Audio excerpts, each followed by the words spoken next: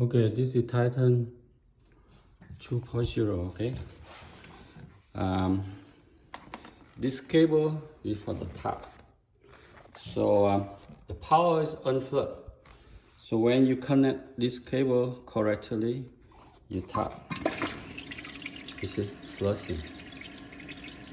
So in case of the power outage, right, we still can use the toilet for flushing.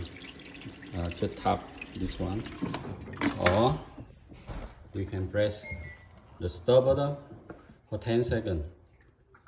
Okay. Wait, 1, 2, 3, 4, 5, 6, 7, 8, 9, 10. We release it, and now you see flushing. Okay. If you connect this black wire correctly this way, so everything will be working. Thank you.